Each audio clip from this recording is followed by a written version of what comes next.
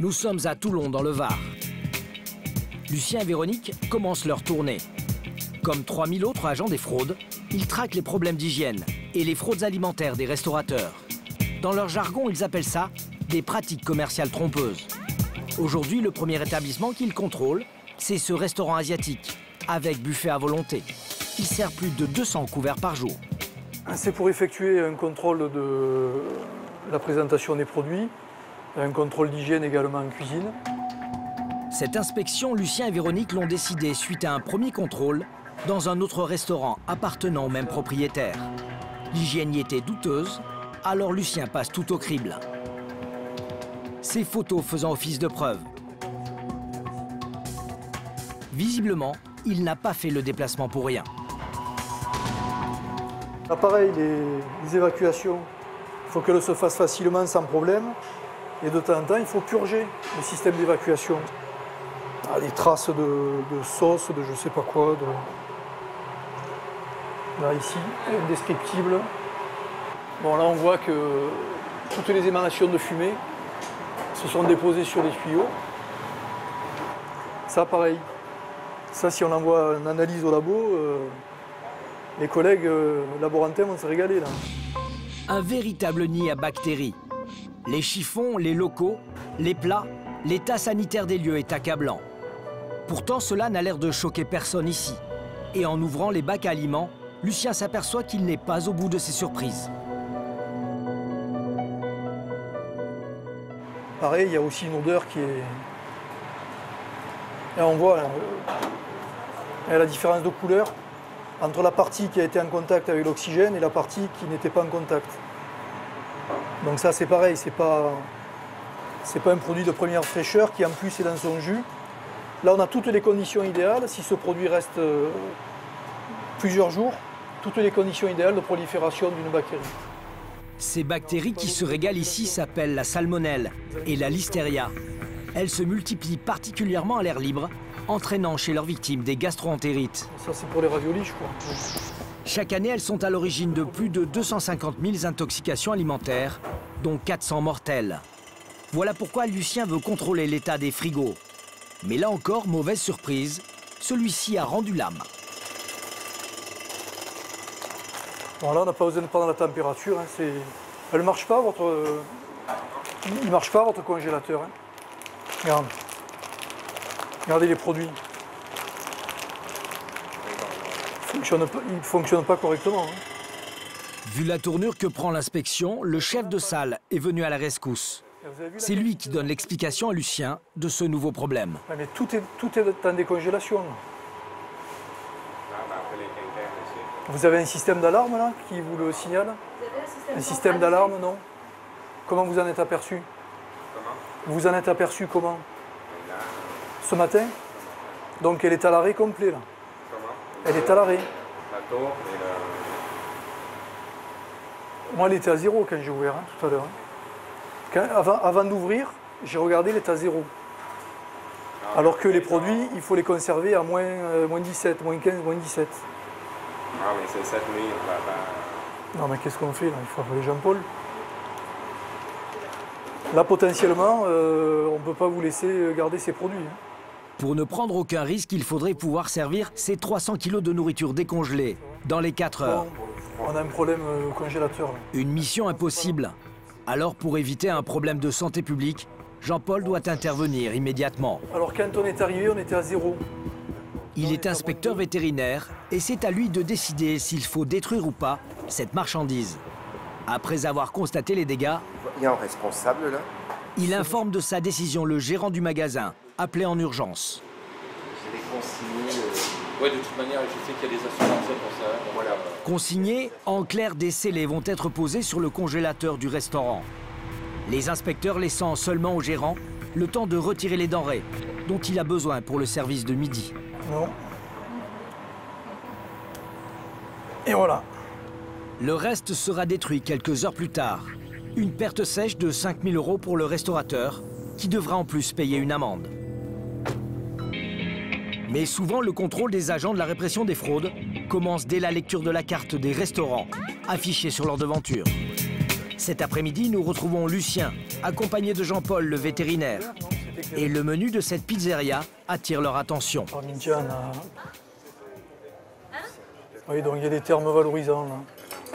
Escalope de veau, parmesan, parme. On peut aller voir? Les termes valorisants, c'est tout ce qui met l'eau à la bouche des clients et permet au restaurateur de vendre ses plats et ses produits plus chers. En général, les appellations contrôlées ou les produits du terroir. Bon. Bonjour monsieur. Nous sommes de la direction départementale de la protection des populations. Ouais. Allez-y, rentrez. Carte et carte des vins. Lucien le sait, c'est dans les vins que l'on trouve le plus grand nombre de fraudes à l'appellation. Surtout quand ils sont servis en pichet comme ici, ce Côte de Provence, vendu 14 €. Qu'est-ce que vous servez au pichet là, s'il vous plaît? C'est quoi? C'est le bib qui est là-bas? Oui. C'est celui qui est là? Oui, c'est ça. Non, mais c'est 20 pays, monsieur. Hein? C'est un vin de pays, c'est pas un Côte de Provence. C'est un vin de pays. Bon, il faudra modifier votre carte. Vous le faites dans les 3 couleurs? Oui, je le fais blanc, rouge et rosé. Vous les avez, c'est le même produit? Un petit vin de pays sorti tout droit du cubiténaire et vendu au prix d'un Côte de Provence, une appellation contrôlée. Une fraude assez courante qui permet à ce restaurateur de vendre son vin 3 fois plus cher. Et vous allez voir, l'homme semble un habitué de ce genre d'arnaque. Prenez Non, ça, l'habitude c'est de garder les étiquettes. Un autre indice là, c'est qu'on a pas mal d'emballages vides. Donc ça veut dire qu'ils en passent quand même pas mal. Pour cette pratique commerciale trompeuse, le restaurateur italien risque jusqu'à 37 000 € et 2 ans d'emprisonnement. Alors il va tout faire pour tenter d'échapper à la sanction, jouant à merveille de son accent italien. Par contre, j'ai pas bien compris qu'est-ce que la chose de la Côte de Provence. Lucien lui a tout compris. En 2 mois, le restaurateur aurait vendu plus de 260 litres de vin avec une marge de 15 € par litre, soit 4 000 € de bénéfices illicites. Mais la carte de ce restaurateur n'a pas encore livré tous ses secrets. Celui-ci prétend ne cuisiner qu'avec des fromages italiens et notamment du parmesan. Vu ce qu'il vient de découvrir, Lucien commence à en douter. Alors attendez, c'est ça le parmesan? Eh ouais, mais c'est pas du parmesan. Vous avez du parmesan ou pas? En réalité, le restaurateur utilise un vulgaire fromage râpé, acheté 2 fois moins cher que le vrai parmesan. Il a de plus en plus de mal à se justifier. On vous suit. Là, il n'y en a pas, là. Et pas de chance pour lui, Lucien vient de remarquer dans l'armoire réfrigérée du jambon. Selon la carte, ce serait du parme. Pour moi, c'est pas du parme, ça. Le parme, il a une couronne, vous savez, qui est à chaud. Si le parme, c'est pas du parme, le parmesan, c'est pas du parmesan, le Côte de Provence, c'est pas du Côte de Provence, bon, il y a problème, hein. Donc là, on peut considérer que le client est trompé. Au total, le restaurateur a été condamné à 2 500 € d'amende. Heureusement pour lui, Lucien et Jean-Paul n'ont relevé aucun problème d'hygiène. Allez, au revoir, monsieur. J'espère pas la prochaine fois, si vous... Avec 120 000 restaurants en France, les gastronomes ont toutes les chances de se régaler, mais aussi de se faire arnaquer. Et alors pourquoi je trouve du saumon? Parce que vous êtes fait arnaquer. Puis à 15 €, vous doutez bien qu'ils sont congelés, les poissons.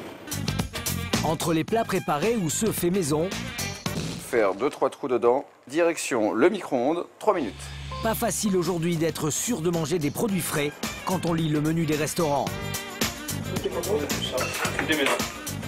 Avec le restaurateur Xavier de Namur, vous découvrirez comment éviter les pièges de la cuisine industrielle. Et, ah oui, le poulet aussi, j'avais un doute sur le poulet. Tout faire soi-même, il y a des choses qui pour moi sont une perte de temps. Voulant toujours aller plus vite et gagner plus d'argent, les restaurateurs font de plus en plus appel aux professionnels de l'agroalimentaire comme Gilles. On vous révélera les secrets de ce pâtissier pour fabriquer des gâteaux à moindre coût. Tu fais une chantilly traditionnelle à la maison, de ça, tu développes ça, tu mets un peu d'émulsifiant, tu développes comme ça, ça met de l'air. Le problème, c'est que parfois, cette course à la rentabilité prend le pas sur la sécurité des consommateurs. Vous suivrez les brigades de la protection des populations qui traquent les fraudes et les manquements à l'hygiène, notamment dans les fast-foods de kebab qui font fureur le midi. Oh là là, ouais, d'accord. Oui, monsieur, je viens de voir un petit cafard, là. Oui, vous avez des petits cafards quand même ici. Vous voyez le cafard, là? Panique dans les cuisines de restaurateurs, pas toujours au-dessus de tout soupçon. Aujourd'hui, pour attirer les clients, les restaurants multiplient les indications fait maison sur leur menu. Le gage de produits frais, cuisinés sur place. En réalité, souvent une fausse promesse. 6 h du matin, dans un quartier touristique de la capitale. Alors que les éboueurs démarrent leur tournée, notre enquête commence. Toutes ces brasseries typiquement françaises proposent des plats faits maison. Armés de gants de cuisine, nous allons faire de drôles de découvertes dans leurs poubelles.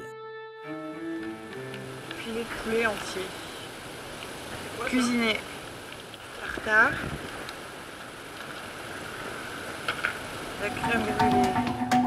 Près d'un restaurateur sur 7 servirait aujourd'hui ces produits sous vide ou lyophilisés, tout droit sortis des chaînes de l'industrie alimentaire. Une pratique contre laquelle se bat le restaurateur parisien Xavier de Namur. Il a accepté de nous donner quelques astuces pour distinguer le vrai fait maison du faux. Et une fois encore, ça commence par la lecture du menu. Bon, on a quand même tous les classiques, moelleux au chocolat, tarte fine, tiramisu, la crème brûlée, etc. Pour Xavier, une carte trop bien remplie, c'est suspect. Finalement, on ne sait pas trop, il y a beaucoup de choses quand même. Donc, est-ce que la taille de la cuisine, est-ce qu'on peut tout faire sur place? On ne peut pas savoir, c'est aller tester. Notre enquête se poursuit en caméra discrète et nous passons commande. Bonjour. Bah, je vais prendre ça, moi. Filet de bœuf du Corset, pomme campagnarde. Allez, les cèpes. Et le suprême de poulet. Suprême de poulet. Très bien. Et voilà, et puis super. Super, très bien. Alors que nous sommes en plein coup de feu de midi, nos plats vont arriver à peine 10 minutes plus tard. Pour Xavier, ce n'est pas une bonne nouvelle, plutôt le signe que tout est préparé d'avance. Pour en avoir le cœur net, nous demandons au serveur l'origine du poulet. Fait maison, évidemment. Ah, tatouille, oui. Et le poulet? Poulet? Le poulet, c'est pas moi qui l'élève, mais... Un poulet fait maison. Pourtant, quand Xavier le goûte, il n'a plus de doute, c'est un plat sous vide. C'est du poulet industriel qui a été peut-être pré-cuit. Vendu presque 20 € à la carte, le prix de ce poulet sous vide ne dépasserait pas 4 € selon notre restaurateur enquêteur.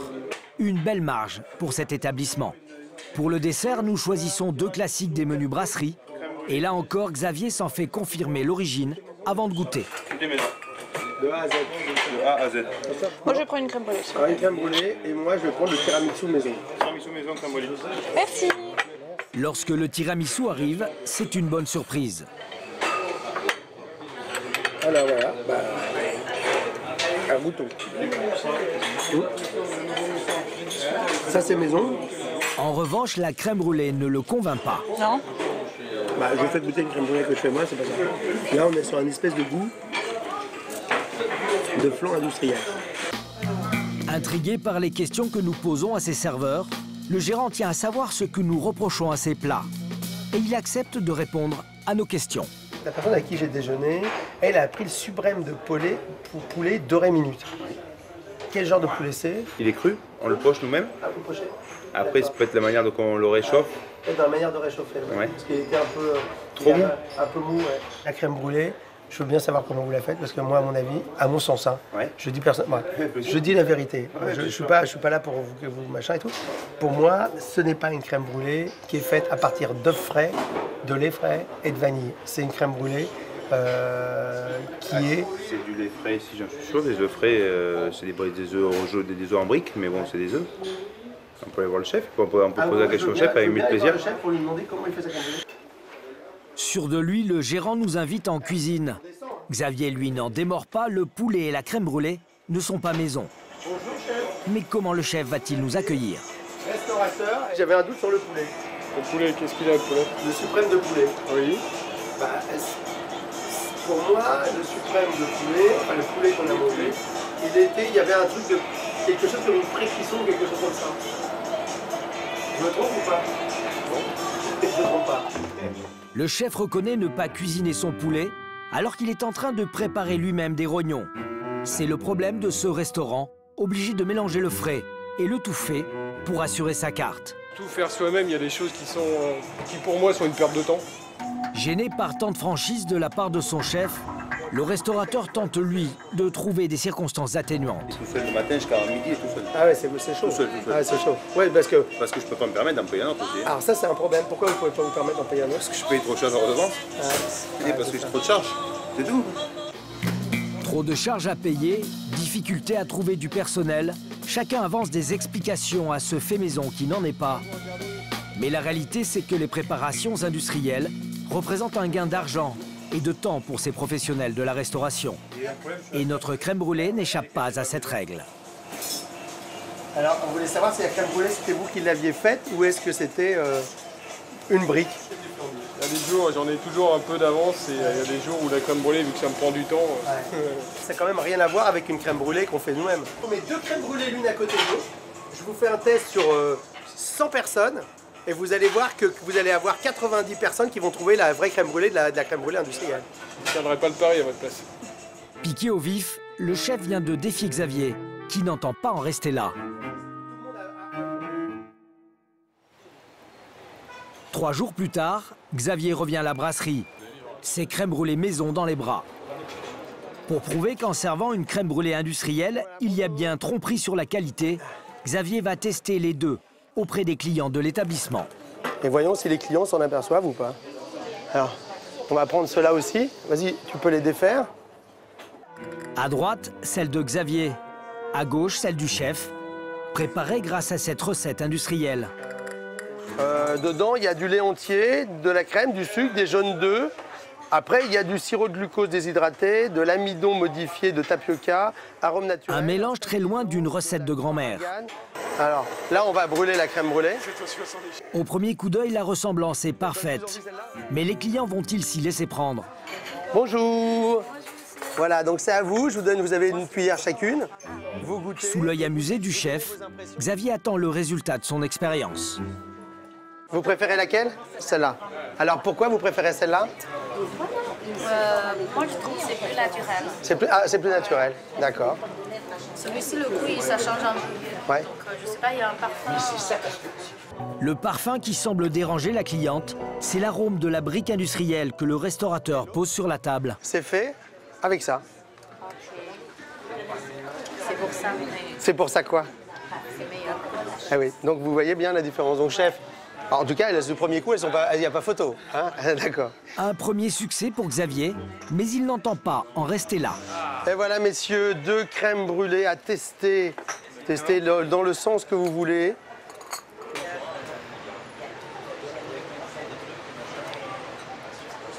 Je préfère celle-ci. Parce que moi, je trouve ça beaucoup plus léger, celle-ci. Je préfère celle-là. Vous préférez celle-là. Alors, pourquoi vous préférez celle-ci? Celui qui préfère celle-là, il a mangé une crème brûlée avec de la crème en fleurette, des œufs bio, du sucre et de la vanille. Et vous, ce que vous préférez, c'est une crème brûlée toute faite, industrielle. Ah, mais on a le choix d'aimer. Cette fois, la démonstration de Xavier n'est pas probante. La recette industrielle a un adepte. Mais le test prouve au moins une chose, l'appellation fait maison, fait vendre. D'accord. Si vous aviez eu l'information sur crème brûlée industrielle, est-ce que vous l'auriez pris ou crème brûlée maison, vous auriez choisi quoi? J'aurais choisi celle-ci. Sans même avoir goûté. Même que vous préférez pourtant l'industriel en fait. Pari finalement gagné pour Xavier. Sur 4 clients, un seul a préféré le dessert industriel. Ce qui n'empêche pas le chef de ce restaurant de continuer à servir de temps en temps ses crèmes brûlées en briques. Il faut dire que pour tous les cuisiniers et les restaurateurs, la tentation est grande de céder à la facilité.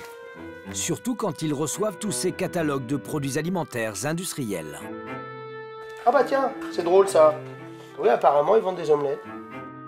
Pour fendeur de ce genre de gastronomie, Xavier est toujours surpris de découvrir certaines des 3000 références proposées. Les poulets, les pintades, les poissons, marmite de poisson en bouillabaisse. Vous avez tout est prêt. Meringue généreusement talochée à la main, tatin de légumes et sa qualité du fait maison. Carottes maraîchères comme à la maison. Ce qui énerve Xavier, ce sont toutes ces appellations avec lesquelles jouent ces catalogues pour séduire les cuisiniers. Eux, ils le vendent comme ça, le restaurateur, il le sait. La tromperie, elle est quand le restaurateur le présente comme si c'est lui qui l'avait fait. Même quand ils font les photos, vous avez les vrais fruits, tout ça à côté. C'est beau, c'est authentique et tout. Moi, ce que je veux voir, c'est derrière tous les produits. Qu'est-ce qu'ils ont vraiment mis? Et quand vous lavez le vrai sachet, vous le retournez, vous apercevez qu'il y a plein d'additifs, plein de colorants et tout. Puis c'est pas bon. Souvent, ça n'a pas de goût. Alors comment et par qui ces recettes sont-elles réalisées? Dans la restauration, le sujet reste tabou. Côté industrie alimentaire, aucun des fabricants que nous avons contactés n'a accepté de nous recevoir. Comme dit hier par téléphone, je me suis entretenu avec ma direction et nous ne donnerons malheureusement pas une suite favorable à votre demande. Notre enquête nous conduit finalement en Corrèze. Cette entreprise est la seule à avoir accepté de nous livrer ses secrets de fabrication. Ici, les desserts sont surgelés et approvisionnent les restaurants, à commencer par cette charlotte aux poires, présentée sur catalogue. Le patron des lieux s'appelle Gilles. Cette usine, il la dirige depuis 20 ans. Malgré une opération du larynx qui l'empêche d'articuler, il est très fier de nous parler de ses desserts particulièrement alléchants. Un vrai savoir-faire. Traditionnellement, comme partout, nous trouvons des profiteroles. Nous avons également des entremets individuels, des allumettes, fraises des bois, croustillant chocolat ou chocolat Grand Marnier. Petit carré ambassadeur, poire ou pêche. Fondant, profiterole, Paris-Brest, ce pâtissier de métier s'est spécialisé dans les classiques de notre gastronomie. Et ce n'est pas par hasard. C'est la grande mode de retour aux sources aussi. C'est le produit aussi coup de cœur, qui rappellera notre enfance. Pour surfer sur cette tendance, selon lui, certains de ses concurrents n'hésiteraient pas à jouer sur les détails qui font la différence. Oui, je sais que certains fabricants de tartes ont mis justement le doigt là-dessus, ou font exprès de faire des tartes un peu irrégulières et qui ne se ressemblent pas, justement pour rappeler l'esprit fait maison. Un fait maison qui se fabrique ici en blouse et en masque stérile. Pour nous montrer comment sont réalisés ces desserts, Gilles doit se soumettre à des conditions d'hygiène draconiennes. Premier nettoyage des mains avec du savon bactère ici, qui tue à peu près à 98% toutes les bactéries. Bonjour. Mais la véritable obsession de Gilles, ce sont ses coûts de production. Pour les faire baisser, ce patron a trouvé des astuces. Il nous amène dans un entrepôt accolé à son laboratoire, sa caverne d'Ali Baba. Derrière ce rideau en plastique est stocké un trésor. Toutes ces matières premières. Sur ces palettes et dans ces sacs, des tonnes de sucre, de farine et de chocolat. Le fait de prendre des matières premières en grande quantité nous permet d'avoir un coût bien inférieur à celui d'un artisan. Quand nous prenons du sucre, nous en prenons 80 à 100 tonnes par an. Étonnamment pour un fabricant de pâtisserie, ici aucun produit frais, que des conserves ou des aliments lyophilisés. L'autre secret de Gilles pour réduire les coûts. Mais celui-là, il préférait ne pas les bruiter. Ça là, quelque chose d'intéressant, la poudre de lait. C'est quoi? Ils vont dire, poudre de lait, c'est dégueulasse, il vaut mieux utiliser du lait. C'est quoi la poudre de lait? Ben, c'est du lait déshydraté.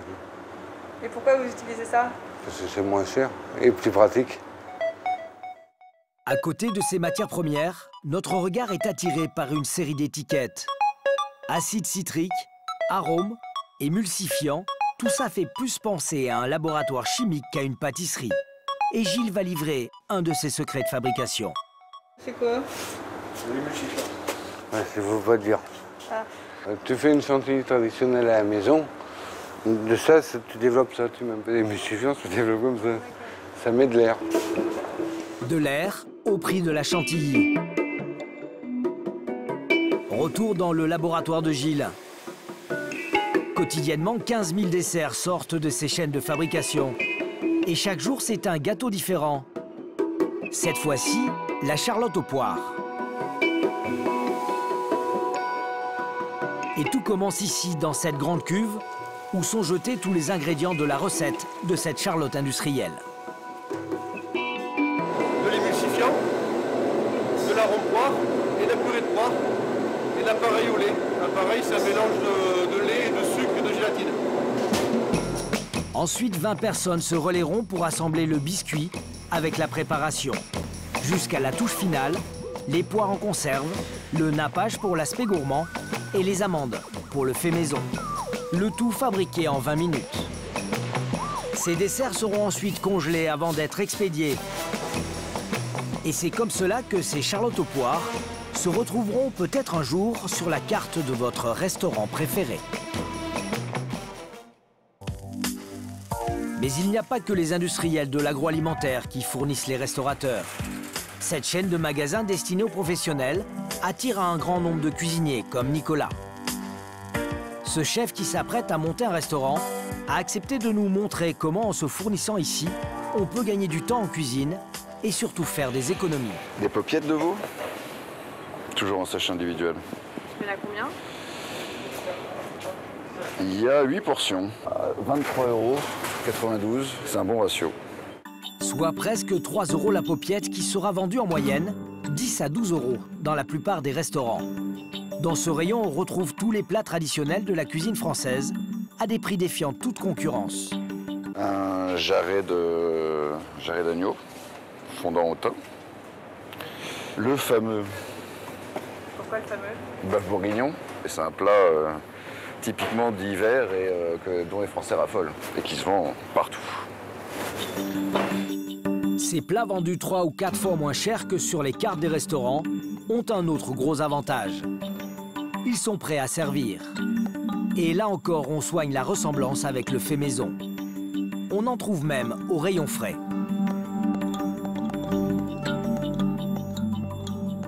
Alors on trouve des tartares tout préparés au couteau.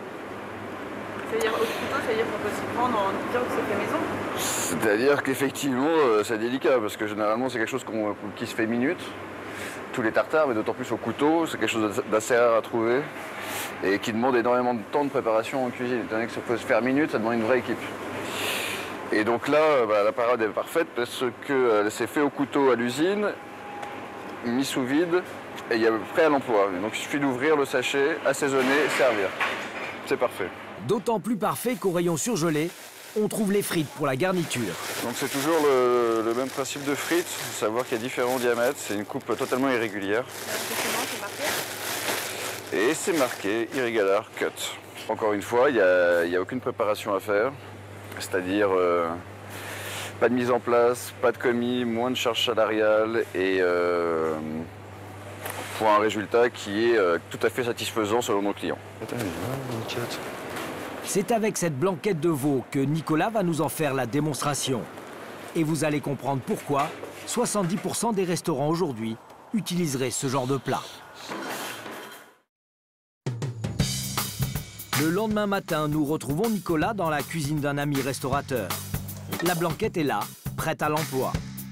Si son étiquette indique un rassurant comme un chef, sa composition, elle, a de quoi inquiéter. Alors, les ingrédients. Poivre, stabilisant, crème de lait, oignon grelot, carottes, concentré de citron, laurier, poivre. Il n'y a pas d'autres amidons? Alors, traces éventuelles de poissons, crustacés, soja, fruits à coque, sésame, céleri, moutarde, mollusques. Donc c'est pas très naturel? Il y a à boire et à manger là-dedans, il y a tout. À côté, le cuisinier a préparé ses ingrédients pour une vraie blanquette de chef. Alors ici, on a tous les ingrédients pour faire une blanquette maison. De l'épaule de veau, de la crème fraîche, un citron, un oignon, une carotte, des petits champignons, du persil plat et un bouillon type bouillon de légumes. Pour réaliser son plat, Nicolas va devoir éplucher, couper, cuire tous ses légumes, puis faire mijoter sa viande. Et les carottes. Au total, il lui faudra plus de 2 heures pour obtenir ce résultat. Une blanquette maison. Pour le sachet portionné industriel, rien de plus simple. Faire 2-3 trous dedans. Direction le micro-ondes, 3 minutes. 3 minutes plus tard, la blanquette est prête à déguster. Un plat très rentable pour le restaurateur. Donc ça, on en a pour 3 €. On peut le revendre 12, c'est une marge x4. Et tandis que la blanquette maison, on en a pour environ 4,50 €. Donc forcément, en vendant le même prix, la marge est bien moindre. Bon marché, rapide à préparer, elle ne supporte pourtant pas totalement la comparaison avec la préparation de Nicolas. Mais vous allez voir, les cuisiniers ont une astuce pour permettre à ce genre de plat industriel de séduire leurs clients. Un peu de persil pour que ça devienne de la cuisine d'assemblage. La cuisine d'assemblage, c'est d'acheter un plat tout préparé, préportionné ou pas, et de rajouter un élément dans sa cuisine pour le vendre en tant que fait maison. Résultat, une fois terminé, ces deux plats seront vendus tous les deux le même prix, soit en moyenne 12 € dans un restaurant. Si la majorité des clients n'arrivent pas à reconnaître les plats sous vide, la comparaison résistera-t-elle au palais exercé de Clotilde? Bonjour Nicolas. Bonjour. Un petit peu de... Pour cette blogueuse culinaire, la différence de qualité est sans appel. Là, on ne sent pas de crème, on ne sent pas de gourmande, enfin, on ne sent pas le côté un peu riche aussi d'une blanquette.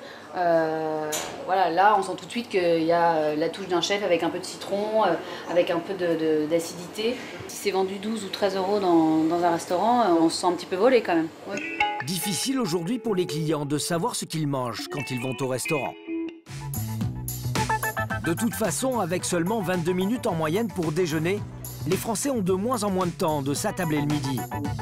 Du coup, ils sont devenus fans de la restauration rapide et surtout des kebabs. Parmi les 10 000 établissements qui servent ce petit sandwich venu de Turquie, il y en a un à Paris qui ne désempile pas. Une broche de viande de veau marinée avec une recette top secrète, tout cela pour seulement 5 €. Houssine et son frère Ali vendent plus de 200 kebabs par jour. À cette cadence et dans un si petit local, pas question de lésiner sur l'hygiène. Houssine en a même fait un argument commercial qu'il affiche fièrement à l'entrée de son restaurant. Même tu touches n'importe chose, il faut que tu laves ta main. C'est le pédale qui ça, on commence pour l'eau et pour tout ça. Ouais. C'est pour être propre, quoi. Quand on a fini 21 h, après, il y a quelqu'un qui vient, et on commence à faire nettoyer. Une chasse aux bactéries à laquelle les clients d'Houssine et d'Ali semblent sensibles. Propre, nickel, et c'est très bon. C'est le meilleur de Paris. Ces clients sont d'autant plus rassurés que selon des études, un restaurant sur 3 ne respecterait pas les règles d'hygiène, notamment celles imposées pour les broches de viande spécifiques au kebab. En 2011, une adolescente est décédée après une intoxication alimentaire. Cette année, à Fréjus, dans le Var, on a retrouvé des boulettes de viande avec de la pâtée pour chien. Du coup, ces restaurants sont un peu devenus les bêtes noires des inspecteurs de la répression des fraudes. Ce matin, Jean-Luc et Jean-Pierre ont décidé au hasard de vérifier ce fast-food à kebab à 2 pas de la préfecture. Bonjour monsieur, le responsable de l'établissement? C'est vous? Bonjour monsieur, c'est le service de la répression des fraudes. La répression des fraudes, voilà. On vient faire un contrôle de l'établissement. Peu de clients, peu de plats proposés, une branche entamée qui tourne. Dès leur entrée, les inspecteurs ont une curieuse sensation. Et première surprise, un pigeon s'est invité dans le restaurant. Ouais, il y a un pigeon. Hein.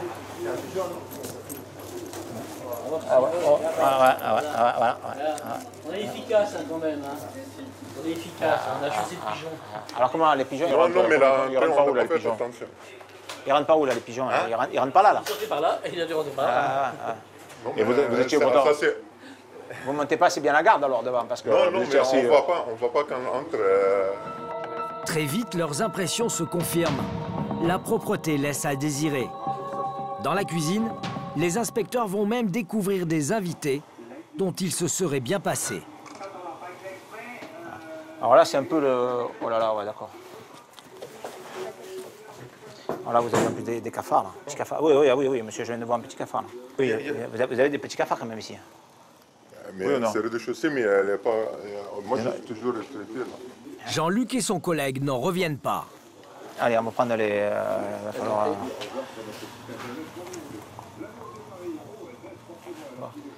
Alors là, vous avez une cuisine. Alors là, on est typiquement dans un établissement, monsieur. Je suis désolé de vous le dire, mais vous n'entretenez pas, quoi. Vous voyez, ça, c'est un cafard. Sans doute trop cher à mettre en place pour le propriétaire, les normes d'hygiène ici ne sont pas du tout respectées. Regardez la faïence. Ici, vous avez des trous, là. Voilà. La faïence... Voilà. On a un problème quand on paye le magasin. Le propriétaire tente de s'expliquer, mais un tel laisser-aller est inexcusable pour Jean-Luc. Alors, ça c'est cassé cette semaine. Mais vous voyez, ici, c'est un passage idéal pour les cafards. Oui. Donc, logiquement, de ne pas avoir de trous dans les murs. Pour les cafards, il y a de quoi bien se nourrir. Hein? Ici, vous voyez, le sol n'est pas propre. Et visiblement, l'entretien des fourneaux n'est pas mieux. Dans le four, vous n'avez rien, alors? Non, c'est rien, on n'utilise pas. Ça fait des années, on n'a jamais utilisé. Vous n'utilisez rien? Non, on utilise rien. Ouais, mais alors, alors, si vous n'utilisez pas le four, vous voyez, le four, là, voilà, ça c'est un refuge idéal pour les blattes. Vous voyez, quand vous me dites vous traitez, si c'est pas traiter, c'est pas mettre du gel un peu dans les quatre coins de la pièce et puis se dire j'ai traité. Dans cette cuisine, tout est sale et défectueux. Mais ce que redoute Jean-Luc, c'est de trouver une broche de viande entamée ou des produits périmés dans la chambre froide. Alors, après avoir tout photographié, il va vérifier le congélateur. Qu'est-ce que vous avez dans ce poulet? C'est du poulet. Si l'agent des fraudes est à ce point vigilant, c'est qu'il connaît bien la plus grosse fraude dans le milieu des kebabs, le recyclage de la viande. La viande, c'est surtout au niveau de la cuisson, c'est-à-dire que la viande, une fois qu'elle a été grillée, s'il reste de la viande sur la broche, c'est de la remettre au frigo et de la resservir le lendemain. C'est-à-dire qu'on joue avec les températures, on fait le yo avec les températures. Et ça, c'est un risque. Alors, monsieur nous dit qu'il le jette. Bon, moi, je veux bien croire ce que me dit monsieur. Oui, jette, car on n'utilise pas le gros broche. Si on fait le grand broche... Tenez, on va le remettre dedans. Si on fait le grand broche... Pour ne pas prendre de risques, Jean-Luc va tout de même vérifier les factures des broches utilisées par le propriétaire. 24 pièces par mois? Oui. 24 pièces par mois? Oui. D'accord. Il a des commandes régulières de kebab, donc qui pourraient correspondre à ce qu'il nous dit. Apparemment, l'homme est en règle. Mais vu l'état du restaurant, les deux inspecteurs ne sont pas totalement rassurés. Ah oui, entre ce qu'on nous dit et la réalité, oui, il peut y avoir des fois... Bien sûr, on peut le retrouver sur des réseaux parallèles, ou alors il a revendu à des copains, etc. Dans le commerce, il n'y a jamais de perte. Jean-Pierre et Jean-Luc ont rarement vu un restaurant dans un tel état. Après 2 heures de contrôle, leur décision est prise. Bon, voilà ce qu'il y a, voilà, on se met là. Donc, ce qu'il va y avoir, c'est la fermeture. La fermeture, pour rouvrir l'établissement, tout dépend de vous. Nous, on va demander la fermeture de l'établissement, ça veut dire que vous allez devoir fermer.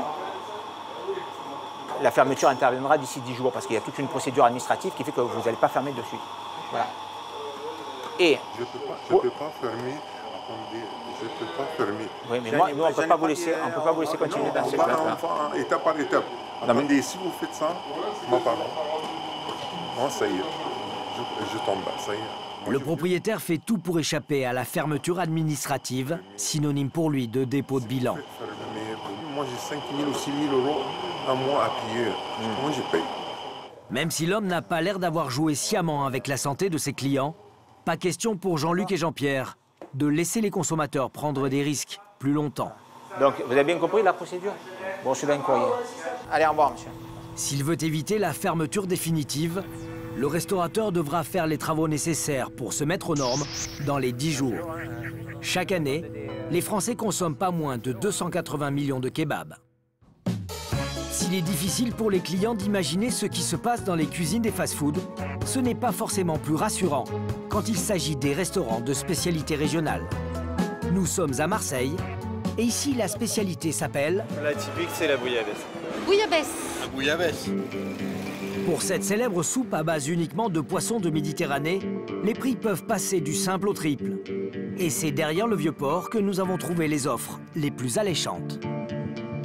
Dans ce quartier très touristique, les restaurants sont en concurrence directe et certains offrent un menu complet à 15 € avec bouillabaisse comprise. Mais à ce prix-là, que trouve-t-on dans nos assiettes? Bonjour. J'avais une petite question. En fait, j'essaye d'avoir la vraie recette de la bouillabaisse et personne n'est capable de me dire la vraie recette. La vraie recette, en fait, vous pouvez mettre ce que vous voulez comme poisson. D'accord, il n'y a pas de règle. Oui, c'est vrai, il n'y a pas de règle. Qu'est-ce qu'on met dans cette fameuse bouillabaisse? On met le poisson de roche. Ouais. Tout le poisson de roche. C'est tout. J'arrive aussi cette différence de prix entre 15 et 50 €. Oui, comment on l'explique? Vous, c'est pas entrée plat dessert 15 €? Oui, c'est une petite soupe de poisson avec 2 poissons dedans. Selon ses serveurs, il existerait une vraie et une fausse bouillabaisse. Pour en avoir le cœur net, nous décidons de tester la formule à 15 € proposée par ce restaurant. Pierre Celsi, un critique gastronomique amoureux de ce plat traditionnel, nous accompagne en caméra discrète. La bouillabaisse royale, ça ne veut rien dire. Tout est royal. Hein. La paella est royale, la bouillabaisse est royale, tout est royal là-dedans. Même le prix, parce que 15 €, une entrée, un plat, un dessert. Je me demande ce qu'on a en nourriture au fond de l'assiette. Allez, merci beaucoup. À la seule lecture du menu, Pierre a des doutes sur la qualité de la bouillabaisse. Faites encore la bouillabaisse? Ah, super. Génial. La bouillabaisse dégustation, elle est comment? C'est la soupe de poisson avec des filets de poisson à l'intérieur, avec des pommes de terre. Il y a quoi comme poisson? C'est les poissons... Ça, c'est le chef. Quand on lui demande quel poisson il y a dans la bouillabaisse, il vous regarde avec un petit sourire gêné, il penche un peu la tête, il dit « Ah mais ça c'est le chef qui est en cuisine ». C'est pas une réponse, le chef est en cuisine. Normalement, quand on demande ce qu'il y a dans la bouillabaisse, le serveur il dit « Il y a tel poisson, tel poisson ». Ça ne commence pas bien. Et quand les plats arrivent 10 minutes plus tard, ça ne s'arrange pas. Le serveur s'est pourtant renseigné auprès du chef concernant les espèces de poissons utilisées pour cette bouillabaisse. Et l'information va surprendre Pierre. Celui-là, c'est saumon. Du saumon? Ouais, celui-là. Et les autres, je sais. Ah, il y a du saumon donc. Merci. Ça fera plaisir à tous les chantres de la cuisine provençale de savoir qu'à Marseille, maintenant, on vous sert de la bouillabaisse avec du saumon. Ma foi. Des moules, ce qui est absolument pas nécessaire. En plus, le chef semble avoir un peu confondu bouillabaisse et paella. On est loin des bases de cette recette typiquement méditerranéenne. C'est un jus qui n'a aucun intérêt. La pomme de terre, elle est blanche. Donc elle a dû être cuite à l'eau et ensuite plongée dans le bouillon. Là, il doit y avoir 4 € de produit là-dedans, c'est tout. Hein. Il ne peut pas y avoir plus. C'est que de l'eau. Non, et du saumon. Enfin, du saumon. Saumon dans la bouillabaisse. Du saumon de l'Atlantique servi comme poisson de la Méditerranée. Une préparation à la va-vite. Pour le guide gastronomique, la limite est atteinte. Ça a tous ces touristes qui viennent, qui ne connaissent pas le plat, qui veulent le découvrir et à qui on fait croire que pour 15 €, pour 18 €, on va leur servir une bouillabaisse de tradition. Donc les gens se font gruger. Mais alors, qu'est-ce qu'une vraie bouillabaisse? Et combien cela coûte-t-il réellement? Pour le savoir, nous nous rendons chez Fonfon, une institution culinaire de la cité phocéenne. Ici, on sert ce plat depuis 60 ans. Rouget Gondin et la vive. En petit dessert, vous allez la déguster en y ajoutant en fait les croûtons d'aïoli et croûtons de roux. Pour Denis Blanc, le chef, une bonne bouillabaisse, c'est d'abord des poissons frais, mais pas n'importe lesquels. Alors, voilà, c'est que des petits poissons qui vivent dans les rochers, si vous voulez, de la mer. Ouais. Accompagnés de fielasse. Nous avons après le congre, la galinette, le chapon, la vive. Au total, des dizaines de poissons, tous pêchés en Méditerranée et qui coûtent entre 7 et 20 € le kilo. Un plat pas si bon marché que ça. Mais surtout, la réalisation d'une bouillabaisse demande du temps. Car le secret, c'est la cuisson du bouillon. La bouillabaisse, elle est en 2 parties. Quand on écrit, il faut que ça boue, que ça baisse. D'où le nom de bouillabaisse. Et c'est dans ce bouillon filtré, pour devenir une soupe, que François jettera finalement les poissons entiers et les pommes de terre. En tout, plus de 2 heures de préparation. Cette bouillabaisse-là a forcément un prix. La bouillabaisse, nous, chez nous, elle coûte 47 € par personne. Voilà, mais c'est un plat unique, si vous voulez. Tout le long de votre repas, on vous sert du bouillon à volonté pour réchauffer votre poisson à l'intérieur. Et vous avez de la rouille, de l'aïoli à volonté aussi. Donc c'est vrai, une bouillabaisse digne de ce nom, voilà. Seulement voilà, en l'absence d'appellation contrôlée, personne n'est obligé de respecter cette recette. Retour dans la rue de la Bouillabaisse. Nous voulons des explications sur la préparation du chef du restaurant où nous avons déjeuné. Et notamment sur la présence de saumon dans son plat. Bonjour, cherche le chef. Il est timide, il n'ose pas se montrer. Ce sont les serveurs qui vont finir par nous vendre la mèche. Un peu, là, j'ai trouvé du saumon dans la bouillabaisse. C'est bizarre, non? Oui, normalement, ça doit pas être. Parce que c'est que des poissons de Méditerranée. C'est ça. Et alors pourquoi je trouve du saumon? Parce que vous êtes fait arnaquer. Pourtant simple, non? C'était pas des belles. Non seulement on nous a pris pour des gogos, mais selon lui, la tromperie est ici généralisée. Ah oui, je suis à 15 €, vous doutez bien qu'ils sont congelés, les poissons. Ça, ils sont congelés, ça je sais. Ouais, c'est sûr. Par contre, si vous la mangez à 42 €, les poissons, ils sont frais. D'accord. Mais en matière de poisson, il y a un autre genre de tromperie, très courante chez les restaurateurs. On appelle ça la substitution d'espèces. Cela commence généralement sur des marchés comme ici, à quelques kilomètres de Paris. Il est 4 h du matin, voici Rungis, la plus grande halle aux poissons d'Europe. On en vend 145 000 tonnes chaque année. Comme la plupart des restaurateurs, Xavier de Namur se fournit ici, car il peut compter sur un vaste choix. Les poissons proviennent des 4 coins du monde. Vous avez l'Espagne, vous avez l'Italie, vous avez le Danemark, la Hollande, vous avez le Portugal, vous avez le Maroc, vous avez tout le monde. S'il est parfois difficile pour les consommateurs de faire la différence entre les 200 espèces de poissons existantes, cela se complique encore plus lorsqu'ils sont vendus en filet. Et même Xavier a du mal à s'y reconnaître. C'est pas toujours très clair. C'est-à-dire que effectivement à la couleur, on pourrait dire que voilà, on pourrait être sur du cabillaud sauvage là et là autre chose. Je sais pas trop.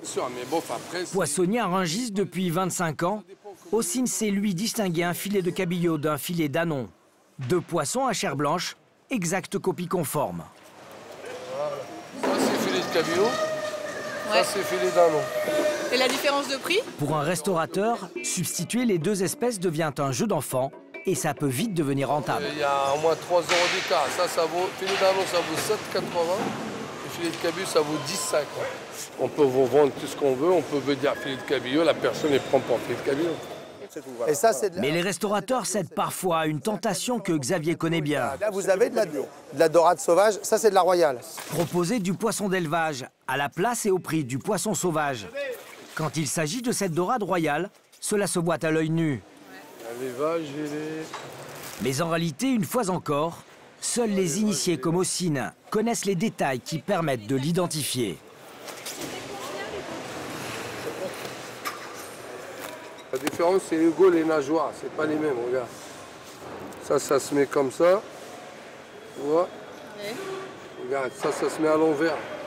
Et la tête, elle est là, t'as la royale. Celle-là, elle est plus jaune. Là, ici, là. Pour ces quelques différences-là, le prix passe du simple au double. Tu vois? Celle-là, la dorade ici, ça vaut 15 € et celle-là, ça vaut 5.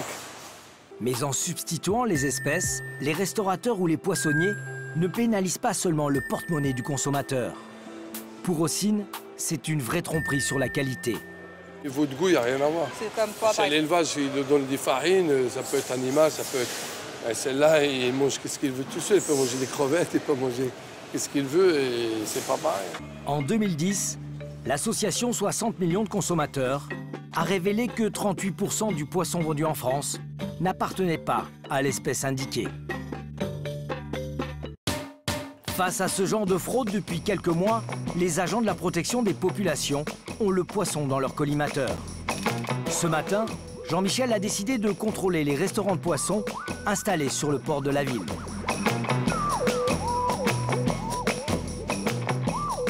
Avec ses 2 collègues, il veut vérifier les pratiques d'un restaurateur qui a déjà eu maille à partir avec ses services. 2 restaurants ce matin.